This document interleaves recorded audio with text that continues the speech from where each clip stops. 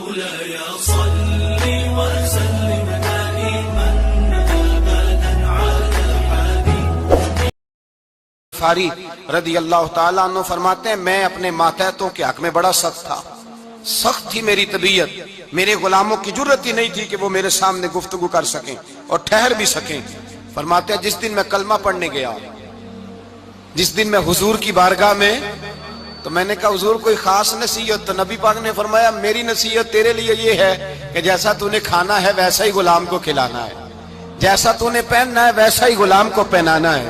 حضرت ابو ذر کہتے ہیں جو میرے اندر کمی تھی وہی میرے نبی نے نصیحت کر دی، جو میرے اندر کوتاہی تھی وہی غیب جاننے والے رسول نے بتلا دی. فرماتے میں گھر گیا، جب میں جاتا تھا تو ملازموں کا سانس خشک ہو جاتا تھا، وہ کانپنے ہانپنے لگتے تھے کہ جانے اب یہ کیا کرے گا.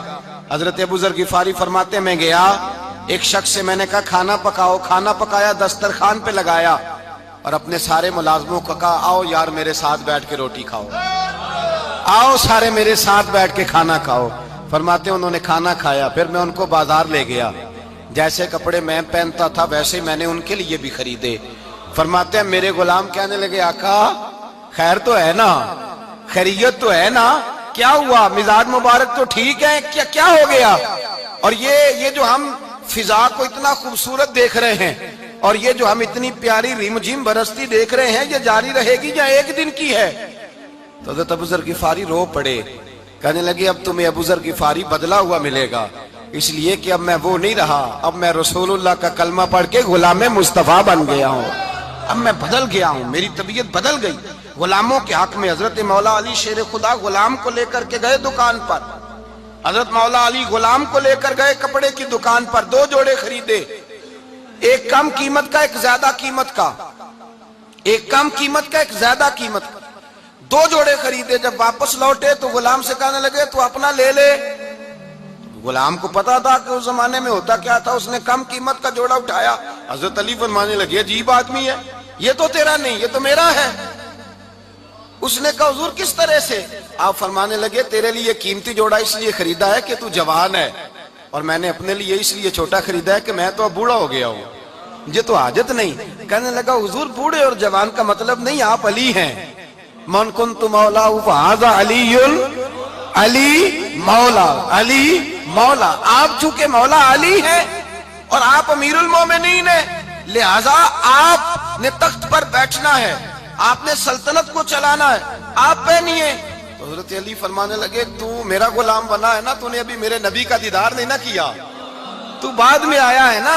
اگر تو اس دور میں ہوتا تو جان جاتا کہ یہ عمل میرا ہے، پر اس کے پیچھے جو نصیحت کے پھول ہیں وہ مصطفیٰ کے عطا فرمائے ہوئے. تو بھائی یاد رکھیں نبی کریم سید عالم صلی اللہ تعالی علیہ وآلہ وسلم نے تعین فرمایا مزدور کے حقوق کا، تعین کیا. حضرت حکیم بن حزام کہتے ہیں میں حضور کی بارگاہ میں بیٹھا تھا تو نبی پاک صلی اللہ علیہ وسلم سے میں نے کہا یا رسول اللہ آپ کو کون سا آدمی پسند ہے، کون سا محنت کرنے والا پسند ہے؟ تو حضور نے فرمایا جس کے دونوں ہاتھ کام کریں، دونوں پیر چلیں اور اس کی پیشانی پر پسینہ آئے، وہ بندہ مجھے بڑا اچھا لگتا ہے. جس کی پسینہ آئے. آج لوگ مزدوری نہیں کرتے، دائیں بائیں دیکھتے ہیں، لوگ اپنے اندر وہ توانائی، وہ غیرت، وہ خودداری پیدا نہیں کرتے. بھائی گردن کو جھکا دیتا ہے خیرات کا پتھر، جہاں میں مانگنے والوں کے سر کبھی اونچے نہیں ہوتے. اور ایک بار کہنے لگے غیرت ہے بڑی چیز جہاں نے تگ و دو میں، پہناتی ہے یہ فقر کو تاج سردارا.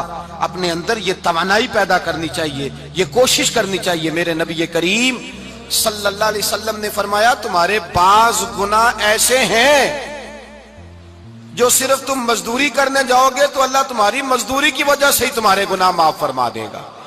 اللہ تمہاری محنت اور کوشش کے سبب سے تمہاری ان غلطیوں سے درگزر فرمائے گا. حبیب کریم سید عالم صلی اللہ علیہ وسلم نے فرمایا مزدور جب قیامت کے دن آئے گا، بھئی عالم تو آیا، صوفی تو آیا، درویش تو آیا، صحابہ تو آئے، ان کا آنا تو شفاعت کے لیے شمار کیا گیا. میرے مصطفیٰ نے فرمایا جب مزدور آئے گا، مزدور کی سب سے بڑی غلطی یہ ہے کہ مزدور اپنے آپ کو نیچ سمجھتا ہے. مزدور کی سب سے بڑی غلطی یہ ہے کہ یہ اپنے آپ کو چھوٹا سمجھتا ہے. اس کی زیادتی یہ ہے کہ یہ اپنی سوچ کو بڑا نہیں کرتا. یہ سمجھتا ہے نہیں کہ بھئی میں تو 2 ہاتھوں کی محنت کی کمائی کھاتا ہوں، یہ آرزو کرم اور میں آپ سے کروں یہ بھیک اس کو دیجئے جس کا خدا نہ ہو۔ مزدور کی زیادتی یہ ہے کہ یہ اپنے آپ کو چھوٹا جانتا ہے۔ میرے مصطفیٰ نے فرمایا جب مزدور محنت کرنے والا قیامت کے دن آئے گا تو اس کا چہرہ اس طرح چمکے گا جس طرح 14ویں کا چاند چمکا کرتا ہے، اس قدر اس کا چہرہ چمکے گا جب آئے گا وہ صبح قیامت۔ میرے بھائیوں، مزدور ایک عظیم شخصیت کا نام ہے۔ محنت کرنا، اپنے دونوں ہاتھوں سے مشقت کرنا، جدوجہد کرنا۔ مجھے کئی سارے لوگ، میں جب ملک کے مختلف گوشوں میں جاتا ہوں تو کئی سارے لوگ کہتے ہیں آپ کے ابا جی کا مزار کدھر ہے، آپ کس مزار کے سجادہ نشین ہیں؟ تو میں ان سے کہتا ہوں میں سجادہ نشین نہیں، میں تو کسان کا بیٹا ہوں، اور میں اس شخص کا بیٹا ہوں جو رات کو 2 بجے اٹھ کے بھی گھر سے نکلتے تھے 2 نفل پڑھ کے۔ تو ہم پوچھتے تھے کہ اماں جی ابا جی کہاں گئے؟ تو کہتے تھے چند کھیتوں کو پانی لگانا تھا اور رات کو رخصت ہو گئے۔ فخر کی بات ہے، یہ اعزاز کی بات ہے، یہ اعزاز کی بات ہے۔ ہم نے ساری زندگی ان کے ہاتھ پہ چھالے دیکھے، لیکن بات لفظ زبان پر یہی دیکھی کہ بیٹا عزت والا وہی ہوتا ہے جو اپنے ہاتھوں سے محنت کر کے روزی کھایا کرتا ہے۔ بھائی یاد رکھیں یہ اعزاز کی بات ہے، اعزاز۔ مزدور کا بیٹا فخر کرے، کسان کا بیٹا ناز کرے۔ وہ جو آدمی سویرے جاتا ہے ویلڈنگ کا پلانٹ لے کے کام کرنے، اس کا بیٹا ناز کرے۔ وہ جس کا باپ پھاوڑا چلاتا ہے، چھینی چلاتا ہے، تھوڑا چلاتا ہے، وہ ناز کرے۔ اور مزار صرف ان لوگوں کے نہیں ہوتے جو اللہ اللہ کرتے ہیں، ہو کرتے ہیں، وہ تو قابل اعزاز ہیں اللہ کے بندے، ان کے بھی مزار ہوتے ہیں۔ مزار وہ بھی ہوتا ہے جس کو میرے مصطفیٰ نے فرمایا القاسب حبیب اللہ، جو محنت کرتا تھا، ہاتھوں سے جدوجہد کرتا تھا، وہ بھی تو اللہ کا دوست ہے نا، اس کا بھی تو مزار ہے نا، اس کی بھی تو قبر پر انوار ہے جو اللہ کا محبوب ہو کے گیا۔ تو بھائی اپنا اعزاز جانے سمجھے اس بات کو۔ میرے مصطفیٰ کریم صلی اللہ علیہ وسلم مزدور کو عزت دیتے، وقار دیتے، اور جو حضور کے گھر میں خادم ہوتے ان کی ناز برداری کرتے۔ ہمارے گھر میں جو بی بی برتن دھوتی ہے وہ ہمارے ساتھ بیٹھ کے روٹی نہیں کھا سکتی، اس کو یہ اجازت نہیں ہوتی۔ ہمارا جو مزدور ہوتا ہے نا، ایک صاحب کہنے لگے یہ بچہ میرے پاس کام کرتا ہے، اس کے ابا جی بھی کرتے تھے۔ تو میں نے کہا اس کا مطلب یہ ہے کہ تم نے آگے نہیں بڑھنے دیا، تم نے کہا مزدور ہی رہنا ساری زندگی، یہی رہنا میرے پاس، آگے نہ بڑھنا۔ میرے مصطفیٰ کریم سید عالم صلی اللہ علیہ وسلم کے پاس جو لوگ کام کرتے تھے، محنت کرتے تھے، مشقت کرتے تھے، ہمارا ملازم ڈرتا ہے، کامتا ہے، وہ بات کرتا ہے تو صاحب جی کہتے کہتے زبان تھکتی ہے، 100 دفعہ موڈ کو دیکھتا ہے، گالیاں کھاتا ہے بیچارہ، اس کی عزت نفس کو اچھالا جاتا ہے، اس کو رسوا کیا جاتا ہے، اور وہ بیچارہ رات کو رضائی میں منہ دے کے روتا ہے کہ یار میرے نصیب صرف اس لیے کمزور ہیں کہ میں غریب کے گھر میں پیدا ہوا ہوں۔ ہم احساس نہیں کرتے، اور مزدور کو کبھی موقع مل جائے جان چھوٹنے کا تو بھاگ جاتا ہے۔ ہمارا کردار اور اخلاق ایسا نہیں ہوتا۔ حضرت زید بن حارثہ رسول اللہ کے غلام تھے، نبی پاک کے گھر میں جھاڑو دیتے تھے، برتن مانجتے تھے۔ یہ بچپن میں اپنے قبیلے سے گم ہو گئے تھے، کسی نے اغوا کر کے لا کر کے بیچ دیا، گم ہو گئے تھے، حضور کی بارگاہ عالی مرتبت میں لائے گئے۔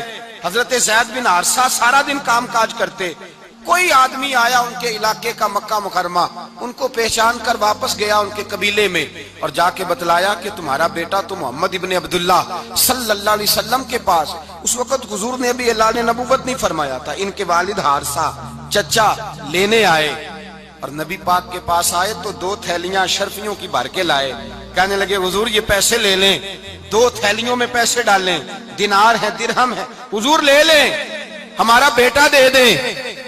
نبی پاک صلی اللہ علیہ وسلم نے فرمایا تمہیں غلطی لگ گئی ہے، پیسے پیچھے ہٹاؤ، میں زید کو بلاتا ہوں، میں زید کو، ادھر دیکھیے گا، میں زید کو، میں اسے بلاتا ہوں، اگر وہ جانا چاہے تمہارے ساتھ تو مجھے اعتراض نہیں لے جانا۔ چچا اور باپ کہنے لگے آپ عجیب بات کرتے ہیں، وہ غلامی چھوڑ کے نہیں جائے گا، آپ عجیب بات کرتے ہیں، وہ مزدوری چھوڑ کے بادشاہی اختیار نہیں کرے گا، ہم کھاتے پیتے لوگ ہیں، اس کی ماں ترس گئی ہے، اس کو ملنے کو بہنیں روتی ہیں، وہ جائے گا نہیں۔ میرے حبیب نے فرمایا تم نے ابھی یہ ذائقہ چکھا نہیں، تمہیں اس کا پتہ نہیں، تو میں بلاتا ہوں، اگر جانا چاہے تو پیسوں کی ضرورت نہیں، لے جانا۔ حضرت زید کو پیغام دیا، آئے، حضور نے فرمایا وہ تمہارے والد کھڑے ہیں، وہ چچا ہیں، لینے آئے ہیں۔ جناب زید گئے، باپ کے گلے سے لگے، بچھڑے ہوئے باپ بیٹا ایک دوسرے کو مل کے کھل کے روئے، کہا بیٹا تیری ماں کی آنکھیں پتھر ہو گئیں تیرا رستہ دیکھ کے، تیری بہنیں ترستی ہیں تیرے چہرے کے دیدار کو، بیٹا وہ گلیاں بھی روتی ہیں جن میں تو کھیلا کرتا تھا، پر اب فکر کی بات کوئی نہیں، اب کوئی پریشانی نہیں، میں پیسے لایا ہوں تجھے لے جاؤں گا۔ نبی پاک صلی اللہ علیہ وسلم نے دیکھا نا جب باپ بیٹے کی گفتگو ہو گئی، آنسو بہ گئے، بوجھ ہلکے ہو گئے، تو میرے کریم نے فرمایا زید اگر تم چچا کے ساتھ والد کے ساتھ جانا چاہو تو میری طرف سے اجازت ہے، تم جا سکتے ہو۔ یہ لفظ کہے تو جناب زید دوڑ کے حضور کے قدموں میں آ کے بیٹھ گئے، حضور کے قدموں میں بیٹھ گئے، اور گویا فاضل بریلوی علیہ رحمہ نقشہ بیان کرتے ہیں، کہنے لگے تیرے قدموں میں رہوں غیر کی ٹھوکر پہ نہ ڈال، میں جھڑکیاں کھاؤں کہاں چھوڑ کے صدقہ تیرا، اور تیرے قدموں میں جو ہے غیر کا منہ کیا دیکھے، کون نظروں پہ چڑھے دیکھ کے تلوا تیرا۔ کہنے لگے حضور میں نے نہیں جانا، میں یہیں رہوں گا۔ چچا اور باپ نے دیکھا تو کہنے لگے بیٹا تو غلامی چھوڑ کے نہیں جائے گا، تو ملازمت چھوڑ کے بادشاہی میں نہیں جائے گا۔ تو آپ کے والد کو آپ فرمانے لگے ابا جی ذرا 2 گھڑیاں یہاں رہ کے تو دیکھیں، یہاں 2 گھڑیاں رہ کے تو دیکھیں۔ فرمایا یہاں ملازموں کا وہ اعزاز ہے جو شہزادوں کا ہوا کرتا ہے، یہاں خادموں کی وہ عزت ہے، اور پتہ پھر ان کو مقام کیا ملا، یہ واحد صحابیاں جن کا نام اللہ نے قرآن پاک میں بیان فرمایا ہے، نام اللہ نے قرآن مجید میں بیان فرمایا۔ حضور کا اپنے غلاموں کے ساتھ جو تعلق تھا، اپنے ملازموں کے ساتھ جو رشتہ تھا، بڑا آدمی آتا ہے نا، بڑا آدمی تو لوگوں کی سانس سوکھ جاتے ہیں، اٹھ کے ملتے ہیں، بڑا کچھ کرتے ہیں۔ مزدور آتا ہے تو لوگ اوئے کہہ کے پکارتے ہیں، ان کو خبر ہی نہیں کہ اس شخص کا اعزاز کتنا ہے۔ حضرت انس بن مالک رضی اللہ تعالیٰ عنہ فرماتے ہیں میں چھوٹا سا تھا، میری اماں مجھے حضور کے گھر چھوڑ گئی، میں نے 10 سال نوکری کی نبی پاک کی۔ کتنے سال بولیے؟ 12ویں دن لوگ کہتے ہیں بس بھائی ختم ہو گیا، اب فرینکنس ہو گئی ہے، اب جو مرضی تیرے ساتھ کریں گے۔ 10 سال نوکری کی میں نے، لیکن جناب انس فرماتے ہیں نبی پاک نے کبھی مجھے اف تک بھی نہیں کہا تھا، اف تک بھی نہیں کہا تھا، اف تک بھی۔ حضور نے بھیجا جاؤ فلاں آدمی کو بلا کر کے لاؤ۔ حضرت انس بن مالک رضی اللہ تعالیٰ عنہ فرماتے ہیں میں بلانے گیا، بچہ تھا چھوٹا سا، رستے میں بچے کھیل رہے تھے تو میں ان کے ساتھ کھیلنے لگا، محو ہو گیا، مجھے پتہ ہی نہ چلا وقت کا۔ حضور نے جب مجھے بھیجا تو فرمایا جلدی جانا اور جلدی آنا، اب مجھے خبر ہی نہیں، بڑی دیر ہو گئی۔ حضور وہاں انتظار کر کر کے خود تشریف لائے، کہتے جب نبی پاک آئے تو میں بچوں کے ساتھ کھیل رہا تھا، حضور نے جب مجھے کھیلتے ہوئے دیکھا، میری اچانک نظر پڑی تو میرے ہوش اڑ گئے۔ حضور نے تو کہا تھا جلدی آنا، اور میں یہاں کھیلنے لگا، یہاں اتنا الجھا کہ مجھے خیال نہیں رہا کس کام آیا ہوں۔ حضرت انس فرماتے ہیں میں ڈرنے لگا، جیسے جیسے حضور قریب آتے میری ٹانگیں کانپتی۔ فرماتے ہیں جب نبی پاک قریب آئے تو قربان جاؤں معصوم آمنہ کے، فرماتے ہیں حضور نے میری گردن پہ تھپکی دی، اور حضور نے ہنس کے فرمایا او بھائی لگتا ہے تو کھیل میں گم ہوا ہے تو تجھے یاد ہی نہیں رہا میں نے کس کام بھیجا تھا، تجھے یاد ہی نہیں رہا۔ کہ یا رسول اللہ صلی اللہ علیہ وسلم میں بھول گیا تھا، میں ابھی جاتا ہوں۔ کیا انداز ہے، کیا شفقت ہے، کیا رنگ ہے۔ حضور میں ابھی گیا اور ابھی آیا۔ نبی پاک نے فرمایا نہیں یار تو کھیل میں خود ہی چلا جاتا ہے، تو کھیل یہاں میں خود جاتا۔ یہ اعزاز، یہ فضیلت، یہ درجہ کس نے ذروں کو اٹھایا اور صحرا کر دیا، یہ کس نے قطروں کو ملایا اور دریا کر دیا، یہ کس کی حکمت نے یتیموں کو کیا در یتیم اور غلاموں کو دنیا بھر کا مولا کر دیا، یہ کس نے اتنا۔ میرے بھائی مزدور کو حضور نے اعزاز دیا، نبی پاک اپنے ہاتھ سے کام کرنے والے کے ساتھ اس نے سلوک کرتے، محبت کرتے، پیار کرتے۔ ایک بوڑھی اماں تھی جو مسجد میں جھاڑو دینے کی مزدوری کرتی تھی۔ کیا کام کرتی تھی؟ دعا کریں اللہ ہم سب کو مسجد کی صفائی کی توفیق عطا فرمائے۔ بوڑھی اماں تھی، مسجد کی صفائی کرتی تھی، نوکری کرتی تھی، بیمار ہو گئی، بخاری شریف میں موجود ہے۔ اللہ کے محبوب صلی اللہ علیہ وسلم روز تیمارداری کرنے جاتے۔ ایک وقت ایسا آیا کہ دن میں 2 مرتبہ حضور تیمارداری کرنے جاتے۔ ایک شام نبی پاک نے فرمایا اس کا انتقال ہو جائے تو مجھے اطلاع کرنا۔